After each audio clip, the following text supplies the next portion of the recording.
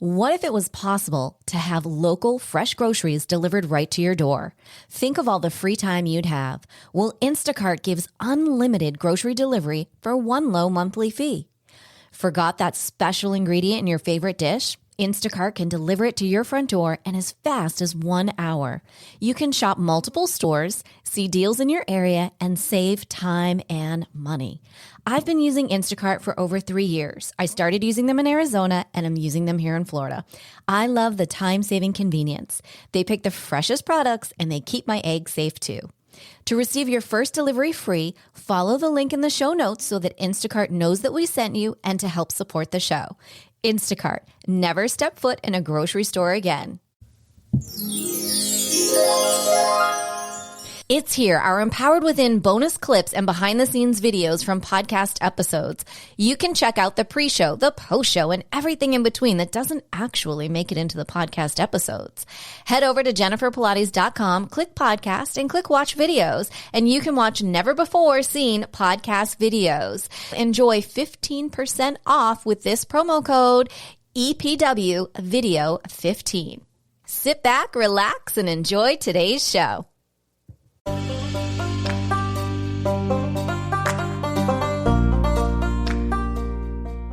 Welcome to Empowered Within, a soul-quenching, transformational podcast that will set your soul on fire through candid and inspiring conversations. Leading experts, celebrities, healers, and I share our journeys of how we've overcome challenges to living an empowered life from within. I'm your host, Jennifer Pilates. Welcome to another episode of Empowered Within. Hi there, and welcome to today's show. I am so honored to have with us Nancy McKay. Nancy is an ovarian cancer survivor who has been sober since March of 2009. She is a recovery and resilient expert, a certified life and equus coach who helps women find their voice and build their courage. She is the founder of Amazing Outlook Coaching, where she effectively and compassionately helps women face their challenges and change their mindset to bring transformational change to their lives. Nancy is an author and speaker. Her chapter in Ready to Fly, Volume 3, The Intersection of Desperation and Grace, is her inspiring story of recovery and creating a new life after cancer. Welcome, Nancy. I'm so happy to have you with us today. Oh, thank you so much. It's so great to be here, Jennifer. Yeah, so I want to jump right in, and I'd love for you to start with what transpired for you on Friday the 13th, March of 2009. Wow, that was true Friday the 13th. I woke up, as I did every day, with a horrific hangover. My hands shook so badly I couldn't put my eyeliner on. And I felt that day even more emotional. I think I was having an emotional break that day. And I felt very shaky all day. I was physically shaky, but I also felt very mentally shaky that day and got through it. But we went to happy hour with some friends, and I had 4 ridiculously small glasses of wine. This bar was notorious for having those cute, small glasses. And so I had about 4 of those and a bowl of clam chowder. And then we decided to go home. And as I stood up, I staggered, which was unusual for me with that small amount of alcohol in my system. And I staggered out the door. And when we got home, I said to my husband, and I exclaimed, because it really was an exclamation, "My God, we forgot to stop at the liquor store. We're all out of wine." And he said, "I think you've had enough." And those 5 little words just threw me into a tailspin. And I got angry and marched into the bedroom and slammed the door and read him the riot act up one side and down the other. And then that turned into a pity party. And then that turned into everybody would be better off without me. And so the stories I had going on in my head were phenomenal, to the point where I got my husband's handgun out of the nightstand and put it to my head. And it didn't fire. I didn't realize the safety was on. I didn't know how to take the safety off. And so I lowered the gun. I figured out how to take the safety off, and the gun immediately fired. And fortunately, the only thing that got shot was an innocent pillow on the bed. I didn't have time to raise it back up to my head before it fired. And that took care of it. That ended my drinking career. Oh my gosh. You're really leaving me speechless with that. What happened with your husband in that moment? Because surely you hear a gun go off and... Oh, yeah. Yeah. He came running down the hall. He grabbed the gun out of my hand, hugged me, said, "What the fuck are you doing?" And after a minute of trying to gather his wits and mine, he left the room, punched a hole in the wall in the hallway, and went and hid the gun. I haven't had a drink since. The next day, I sat on our patio and read every book on drinking that I had collected over the years that I was too afraid to really read, and drank a lot of coffee and smoked a lot of cigarettes, and then asked my neighbor who was in recovery. I asked her for help. So prior to this, did you ever feel like, oh, maybe I have a drinking problem, but... Oh, yeah.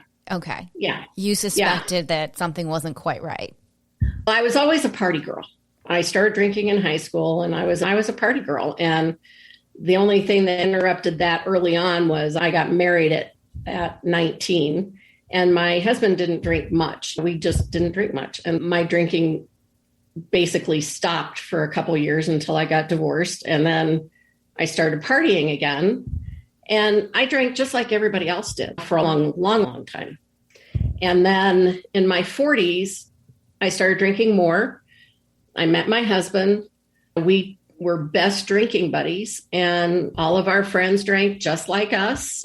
But there were times when it was too much. And then I'd lay off for a couple of weeks just because I felt so crappy. Mm-hmm. But never with the intention of stopping drinking entirely. And then time went on. My father committed suicide. He was an alcoholic with an overdose of drugs and grain alcohol or something. And that was when I was 50. And the guilt and everything that I felt about his suicide threw my drinking into overdrive. And I was still highly functional, but I was, like I said, I had a horrible hangover every day. And my hands shook really badly. And the only boundary that I hadn't crossed yet was drinking in the morning to stop the shakes, feel better. But I know that if I had not gotten sober when I did, it would have eventually turned into that. Mm-hmm. And then God knows, it's a fucking miracle I'm alive. Truly is. And I'm very sorry about your dad. I can only imagine. That's just so traumatic. It was traumatic. And I don't think I felt so guilty, and I was so angry that that's all I thought about until I ultimately tried it myself, because I didn't try to process it in a healthy way. Mm-hmm. I was just so wrapped up in guilt and anger that it got to the point where I couldn't live like that anymore. God bless you for having such an incredible turnaround to where you are now. And I know that you've written a lot about why you feel that women have difficulty expressing that they're struggling with alcohol. Will you share that with us? I'm sure that there are so many people that are relating, but go, well, I only have 1 or 2 glasses of wine every night. I try to help women become aware of why they're drinking in the first place. Underlying our behavior are thoughts and feelings. So our thoughts create feelings, and our feelings drive the actions that we take. And so if we're drinking, and over drinking especially, but even if we're just drinking a little bit, there's a feeling that drives that action, and there's a thought that drives the feeling. And so the question is, what are you thinking when you pick up a drink, when you pour yourself a glass of wine? What thought is going through your head? Are you coping with something? Are you angry about something? Are you happy about something? There's always a thought there. And one of the thoughts may be, I can't wait to have a glass of wine. I need a glass of wine. Let's have a drink. And that thought may create a feeling of shame or something. Something is creating shame. And that's why women hesitate to speak up, is because they're ashamed of themselves. They're embarrassed. They think they've done something wrong, and they haven't done anything wrong. Alcohol is an addictive substance. We're not expected to drink it and not become addicted to it. It's an addictive substance. And so when we become addicted, we think we've done something wrong. And that's just not the case. You can't shoot up heroin and not get addicted to it. You can't drink alcohol, and ultimately, it may take a long time, but it's an addictive substance. And it's at some point, chances are, if you have that element in your physiology, you're going to become addicted to it. Some people don't become addicted, but many people do. And if you find that you get home from work or at the end of the day with the kids or something, and you feel like you need a drink in order to cope, then that's when you know that you have a problem. Because then you're using that as a coping mechanism on a subconscious level, most likely. So this brings us into why it's so important to understand your relationship with alcohol. Exactly. We need to look at why we drink and explore that relationship. And am I drinking in order to cope? Am I drinking because I'm angry? Who am I angry at? There's every little bit unravels a layer of what's happening in your head and in your heart. When I talk about our thoughts create our feelings, it's our emotions and it's our physical feelings. If the thought of drinking makes you feel nauseous and embarrassed, they can go hand in hand there, then you learn something about yourself when you start peeling back the layers of why you drink. And so often the question is, why aren't you drinking? And the question really should be, why are you drinking? When we're out with friends and they want to know why we're not, it's just, why are you drinking? And our culture is the only, not the American culture, the human culture really, is alcohol is the only substance that we have to justify not taking. It's uncanny. It's just, nobody has to make an excuse why they don't take Tylenol or Advil or codeine or heroin or Percocet. Alcohol, for some reason, we feel like we have to justify it. Right. It's interesting. When I hear you talk and I'm thinking, when you really look at it, it's a numbing substance. Yep. It is addictive. Yep. And society / the government is, here you go, have at it. We really want you to be numb. Yeah. And so then you have to go, I wonder why, which is exactly a whole nother ballgame. But if people are numb, then they can't respond. Now, and it takes a lot of alcohol sometimes to get a lot of people to the numb point, because there's the buzz, which gets people jacked up, and then comes the numbness. But it's that first, for me, it was that first sip that just kind of went, Mm-hmm. And then depending on the circumstance, if it was a happy circumstance, then I was full of partiness. And if it was a sad affair or somewhat somber, then it relaxed me. So it just depends on what the circumstance is. And the circumstance can be created in our head. True circumstances are neutral, and there's something that everybody can agree on. So if we think that alcohol is the demon, so to speak, and let me be clear, alcohol is a poison, but alcohol in and of itself is a standalone. We don't have to consume it. So it's really a neutral circumstance. It's our thoughts about the circumstance that drive everything else. Alcohol is evil. Alcohol, I can't live without it. alcohol, whatever. And it's our thoughts about the circumstance that drives the train. And very glamorized over the years. You think back to the 1950s, come absolutely. home, very glamorized. So I know, thinking back to like my grandparents, then you think about your parents. So almost a learned behavior, which then can transfer into an addictive behavior in some respects. Absolutely. So, for those people who go, I really don't have a problem, y'all. Like, I'm having a glass of wine tonight. What's the big deal? And so that would be my question to you, to someone that says that. What is the bigger deal behind that statement? I think, once again, you have to examine why you're having that one glass of wine a night. Is it something that you feel you have to do every night? Is it something that you feel like you could skip a night? It doesn't matter the quantity or even what the beverage is, alcohol-wise, whether it's beer, wine, spirits, but it's if there's a dependence on it, then that's an issue. If you can't conduct yourself normally without having that on board, then you might want to look at that.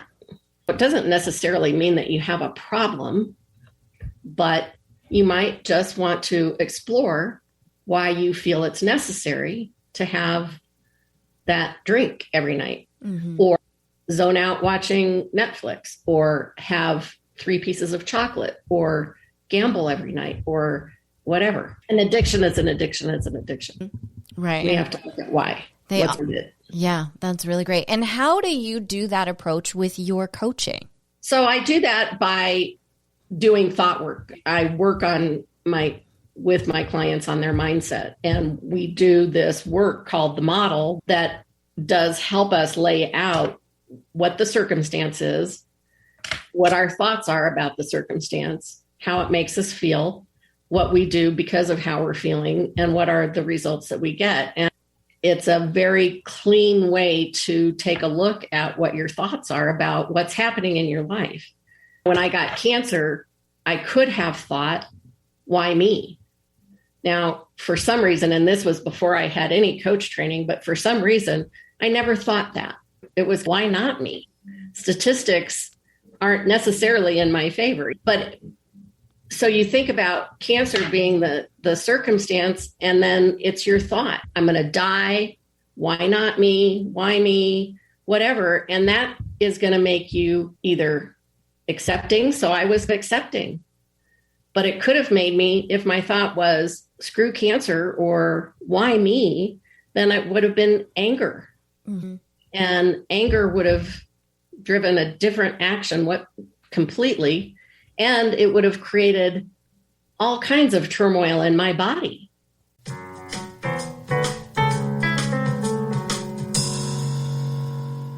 What if it was possible to have local fresh groceries delivered right to your door? Think of all the free time you'd have. Well, Instacart gives unlimited grocery delivery for one low monthly fee.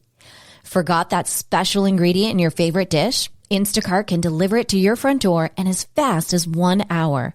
You can shop multiple stores, see deals in your area, and save time and money.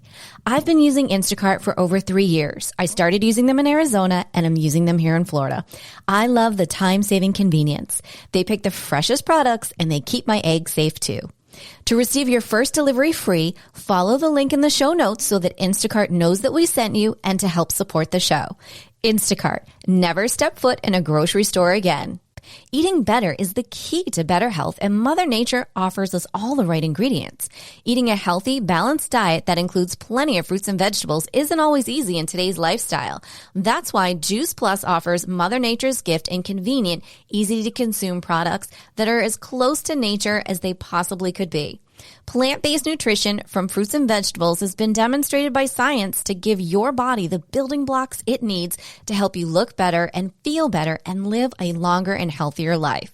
Juice Plus products offer to improve heart health, the immune system, skin health, and other important aspects of health and wellness. I personally have been taking Juice Plus whole food nutrition for over 20 years. I swear by it. It's exactly what I need to help me keep my immune system healthy as it possibly can be. Juice Plus promise is simple. It helps bridge the gap between what you should eat and what you do eat every day. Nothing more, nothing less. Follow the link in the show notes so that Juice Plus knows that we sent you and to help support the show. Juice Plus, plant-based nutrition from fruits and vegetables, offers Mother Nature's gift to help you look better and feel better and live a longer and healthier life. So it's just examining what your thoughts are about any circumstance helps uncover what's really driving it, what's really underneath all of it. And if we allow ourselves to go there, we're going to find out a lot about ourselves. And that's difficult to do on your own. It's really helpful to work with a coach or someone who will take you through that work so that, first of all, you feel like you've got some support, because you often uncover things that are very uncomfortable. Right. And difficult to deal with. And unless you have someone to support you, it's real easy to abandon the work. It's just too easy to say, okay, that doesn't feel good, so I'm not going to do that anymore. Yeah. At the point of maybe being able to shift something important. Mm-hmm. You have to walk through the fire and get to the other side. You can't go around it if you want to have really significant change in your life. You have to walk through whatever has caused you pain in order to get to the other side. That's a beautiful statement, and I'm sure that was very well received to many of our listeners. How has cancer changed your life? All for the better, number one. So I was 52. I was diagnosed with ovarian cancer on my 52nd birthday. And no, I got sober on my 52nd, or when I was 52, on my 58th birthday, pardon me. And what that did was it threw me into a change of perspective on my life.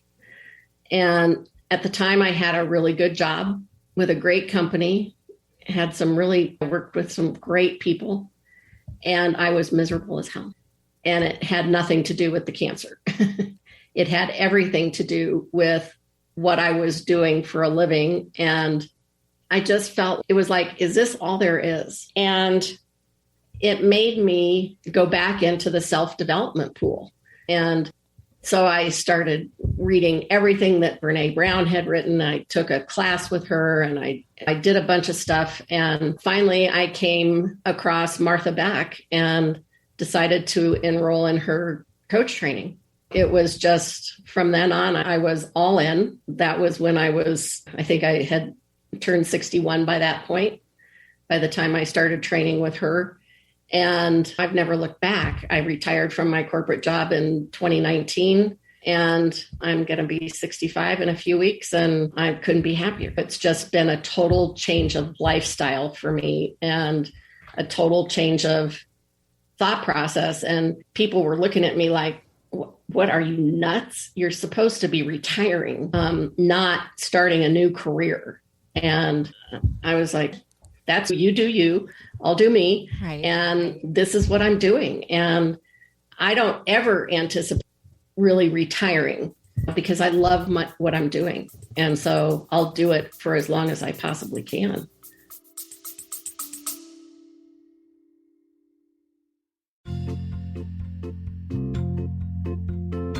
Are you ready to lose inches, increase strength, and tone your body from head to toe? Are you ready for a total body, mind, and spirit transformation?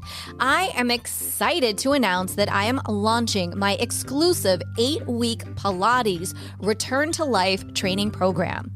This will give you an opportunity to have a total body, mind, and spirit transformation of health and wellness to a new lifestyle. Imagine in 7 days you will feel a difference, in 14 days you will see a difference, and in 8 weeks you will have your new Pilates body. So what do you say? Want to join me on the mat? Head over to jenniferpilates.com today. Space is limited.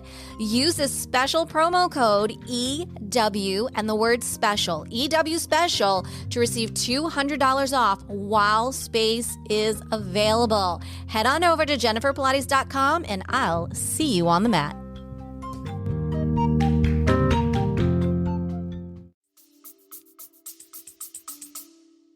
I think that's beautiful. When you love what you're doing, you're not working, you're living, and you're serving. And that's a beautiful gift to the world. Yeah.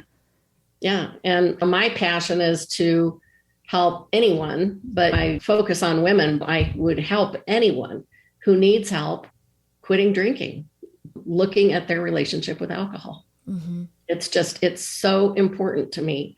It's important for me to talk about. I really want to shatter the stigma of alcoholism and addiction and trying to normalize not drinking in our culture. It's starting to take off. I'm going to happy hour tomorrow to a dry bar who, they do mocktails and non-alcoholic drinks. And I think it's the only one here in Denver that does that. So how fun. Yeah, they don't have any alcohol on the premises. It's great. Oh, I think that could be a really new big thing. I think it's going to be. Mm-hmm. And so I want to do everything I possibly can to encourage that, to cheerlead for it. It's very important for our culture to stop numbing and really start living. Start living and start feeling. Mm-hmm. Yeah. Yeah, for sure. So how does your coaching program differ? And what is the importance of working with horses with your coaching program? That's probably the biggest differentiation for me, is working with the horses. And I still work with people virtually, like you and I are talking. Working with the horses is just magic. It's magic. And the reason why it's magic is because horses are so intuitive and they mirror back to us what we're putting out into the world. And so they know if we're bullshitting ourselves, to be quite honest. Mm-hmm. And so they won't interact or want to get close to you if they sense an incongruity in your energy. So if you work with me, we do our work in a round pen, which is about a 60-foot diameter enclosure.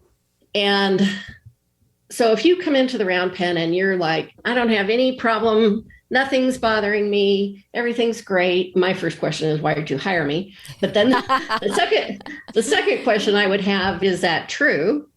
And because if you're vocalizing that, but inside you're worried about the fact that you're either going through a divorce or you're going to have to file for bankruptcy next week, or the kids are causing problems and you don't know what to do with them. So inside you've got this inner turmoil, and on the outside, your words, and on the outside, you're trying to portray that none of that is happening.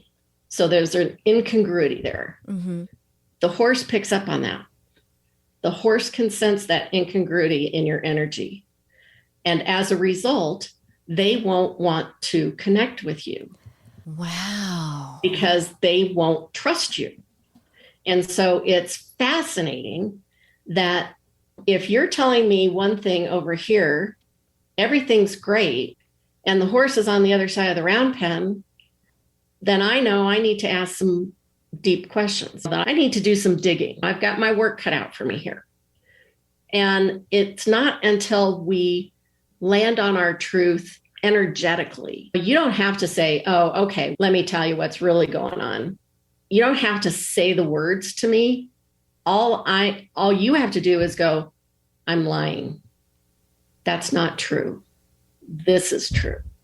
So when you tell the truth, your body relaxes. It's, how they say it's a weight off your shoulders. Right. It really is. Your body just goes, here comes the horse. Because they see that you're in integrity. Your body is in integrity. Now they will trust you. Now they will be curious about, okay, what's going on over there? Something changed. I need to go check that out. And they'll come up, they'll nuzzle, they'll do whatever. But the fact that you've landed on something that has made you relax helps invite the horse, and the horse responds. Wow. And it's just what happens. And then that response from the horse really cements in a visceral change. And then you get this response, and it's just like, oh boy. And it really lands for you. And then, and we ourselves remember that it's visceral. And so then you can do the work around it so much more effective because you've got this proof right in front of you in this 1,200 pound. It's so powerful. It's here, our Empowered Within bonus clips and behind the scenes videos from podcast episodes. You can check out the pre-show, the post-show, and everything in between that doesn't actually make it into the podcast episodes. Head over to jenniferpilates.com, click podcast, and click watch videos, and you can watch never before seen podcast videos. Enjoy 15% off with this promo code EPW Video 15. That's very powerful. It's very fascinating. Is one session, is it like an hour and it's with you and it's in the pen with the horses? Yep. I do 90 minutes with the horses. A typical virtual meeting is 50 minutes once a week. And with the horses, I do either a short series of sessions or occasionally a one-off, whatever. And next year I'll be doing retreats. So that's great. Now, about that. Are your retreats also in Colorado? They will be all over, hopefully. My first one, not necessarily my first one, but I will be doing one in Arizona next year or later this year. And Colorado, maybe California, just depends. We should have you look at Ocala, Florida. It's horse country. Yeah, yes. Mm-hmm. And I have a dear friend who's an equus coach in Florida. So not too far from you, actually. She's in the Orlando area. Oh, yeah. Not just right up the street. Yeah. Oh, my gosh. I would love to experience this. I was thinking when we booked this interview and I was reading about your coaching and I thought, wow, I don't remember the last time I was on a horse. I think I was just a young child. Yeah. This doesn't involve riding. This is all groundwork. And so that's one of the things that's so great about it is because people who are afraid of horses because they're afraid to fall off, there's no riding involved here. It's magic. Wow. Oh my gosh. And the horses that you work with, is this your pen and your horses? How does that work? They are not. They're not. So you get to borrow horses. I get to borrow horses, which is wonderful. I've got 2 facilities that I work with right now that on different sides of the city. One's kind of in the mountains and one's east of here. And so it's got my bases covered there. But so, yeah, I borrow horses which is really lovely because I get the best part. I don't have to worry about paying the vet bill and paying for hay and all that fun stuff. That. Yeah. Just get to enjoy. I also don't get to see them every day. So. Right. Wow. So it's so interesting how your coaching has evolved through the alcoholism, through cancer. Yep. So the question is, what's going to happen on your next birthday? Yeah, exactly. I'm so excited. I really am excited for this birthday because I'll be 65 on 2/2/22. And so that has to mean something. That's got to mean something. Very excited. And I just know that this is going to be a great year. And really every year has been a good year for me. They're just different. And it depends on how you look at them. If you think the year sucked, then it's going to suck. If you think it's going to be good, then it's going to be good. So exactly. It's all in your mindset. Nancy, we are getting to that time in the show where I ask you this one question. Are you ready? I hope so. What is one thing that no one knows about Nancy? That no one knows? Almost. Well, let's see. I'm a very tactile person. And so I love textiles and working with my hands. So I do have a creative side.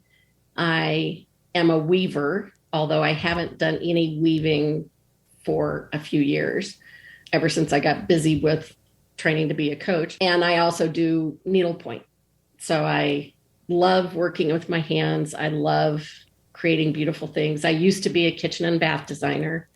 So I have a creative side as well as I'm pretty right down the middle, left brain, right brain. I can be analytical and creative. So cool. It's pretty nice. Yeah, actually. It works very well. It works very well with your practice. It does. It really does. Thank you for sharing that. What one piece of inspiration would you like to leave with our audience today? It's a twofold, but you can do anything you want. It's just a matter of making a decision to do it. And you're never too old to do that. If you've got a dream burning or something that you want to change in your life, you can do it no matter what, really, no matter what. That's beautiful. Thank you for sharing that. Well, Nancy, Thank you so much for being here today and sharing your incredible journey and all of your talents. I'm so honored to have you here. Thank you. It's an honor to be here. This has been very fun. I've enjoyed the conversation. Yes, I love having you here.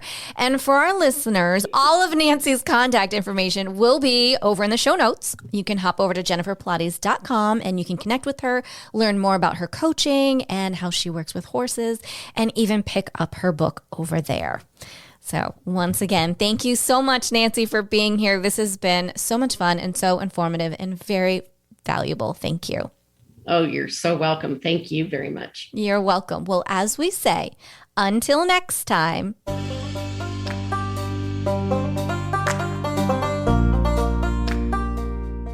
Thank you so much for tuning in to another episode. Please remember to rate, review, and subscribe to Empowered Within with Jennifer Pilates. Your feedback is important. It helps me to connect with you and gives me insight into who you are and what you're enjoying about the show. For today's show notes and discount codes from today's sponsors, head over to jenniferpilates.com.